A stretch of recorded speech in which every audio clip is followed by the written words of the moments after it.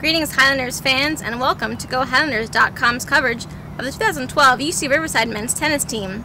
The preseason is in full swing, and the season opener is quickly approaching, so we sat down with head coach York Strother to get his take on the upcoming season.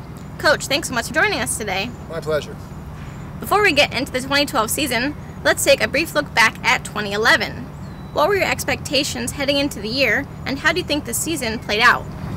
Well, as I think we were talking about last year, our number one goal for the 2011 season was to improve in the conference standings and so forth, and to compete better than we had the previous season. I believe that we did accomplish that. I mean, we did finish higher in the conference than we had in like 4 years.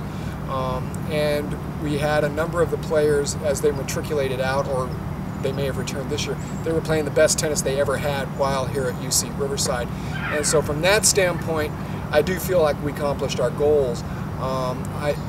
To say that we were playing the best tennis that we possibly could, I'm not sure that we did accomplish that, because we lost a fair number of very tight 4-3 type matches, and I would have liked to have seen us turn more of those over. So I don't think that we accomplished everything that we had set out for, but in the bottom, at the end of the day, we had moved up in the conference, and a lot of the people were playing their best tennis yet.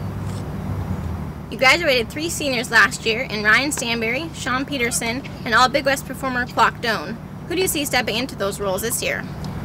That's going to be up to the players. I think Kwok, having been the number one player, he's the biggest question: who's going to step up and not just fill his shoes, but go beyond that.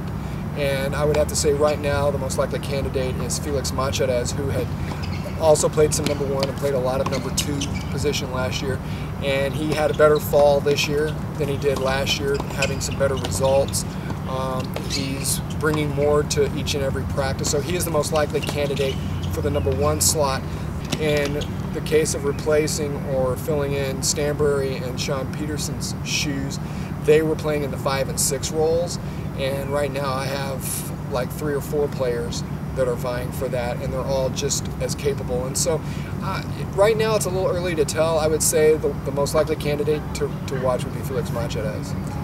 Great. You talked a little bit about Felix. Any other returners that you see making an impact this year? First, I think we need to define impact. Okay. In talking with a lot of athletes through my career, I think they think by starting, they're an impact. If you start and you get beat 0-0, that's not impact. And so when I talk about impact, that's going to be who's going to show up and who stands a chance of doing damage against the opponents. And right now, the returners, I would say obviously Felix, again, is a likely candidate. Austin Andres showed some potential during the fall. He played a couple of tough matches, won one, lost a really tight match against a very good player. And then a newcomer in Jimmy Roberts, showed some really good results in the fall. The one that I'm kind of waiting, as far as returners, that I'm kind of waiting to see what happens, is Kevin Griffin. He worked very hard last year. He spent a lot of time on the courts over the summer. He spent a lot of time on the courts during this past Christmas break, and so he's putting in the time. And I'm looking forward to the day when the time invested starts showing in his matches, because then he's going to be fun to watch. You mentioned a little bit about Luis and Jimmy. You also have a freshman in Kelly Dixon. Elaborate a little bit more about each of those 3 players. The highest playing of the 3 right now is freshman Luis Gastão from Brazil. Luis is fun to watch. While if I had to make a lineup right now, he would play below Felix by virtue of number of wins, Luis has actually played the most consistently of the 2, meaning that if in the matches that Luis lost, he was competitive, whereas there were a couple of matches that Felix played where he got blown out.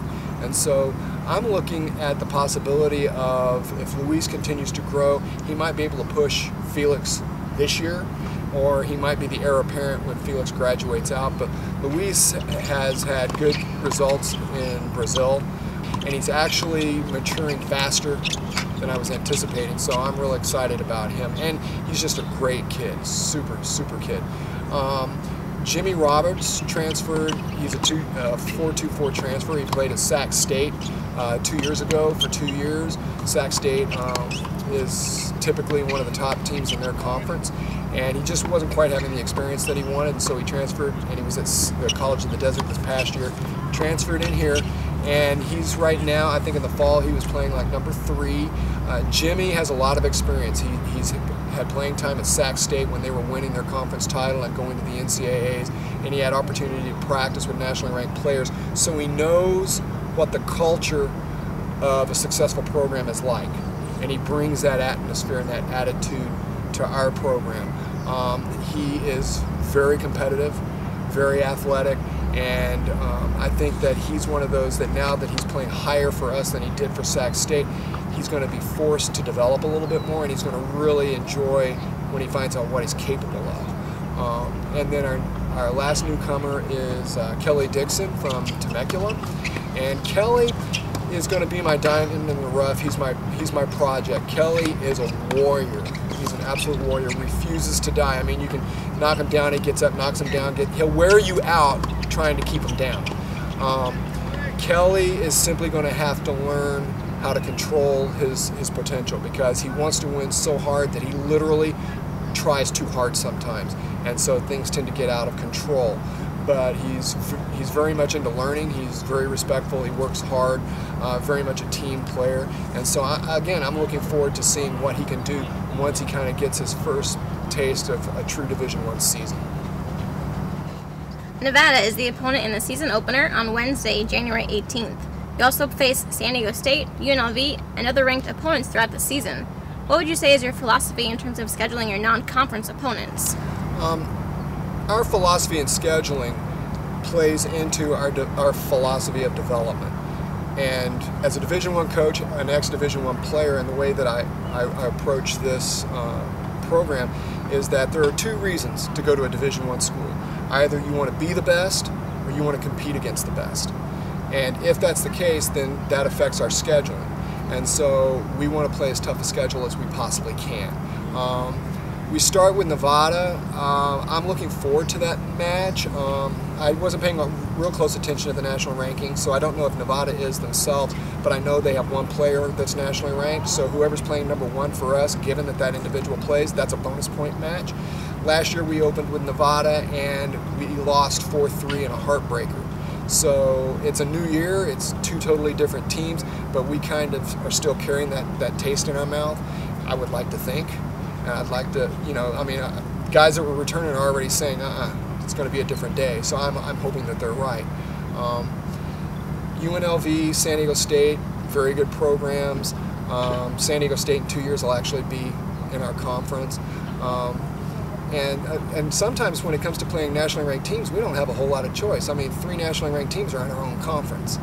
So, I mean, sometimes we just have to go with what's thrown at us. You mentioned briefly about the nationally ranked teams in our conference, so how do you think the Big West looks this season? As brutal as the Big West was last year, and we got 2 teams, in other words, 1/3 of our conference got into the NCAA tournament. This year's Big West makes last year's Big West look like romper room. Right now in the rankings, I believe the defending conference champion, Irvine, is number 42. Cal Poly is 46. And Pacific is 75. And the irony is, the best team in the conference right now isn't even on the list, and that's UC Santa Barbara. And so I think in the long run, you're going to see the 3 teams that I mentioned that are already on the list. I think you're going to see Santa Barbara move up. And so that means 4 of the 6 men's teams that are currently in the conference are nationally ranked. It's just going to be brutal. For us, not being a ranked team, I mean, it's like every time we step out that we're playing someone ranked.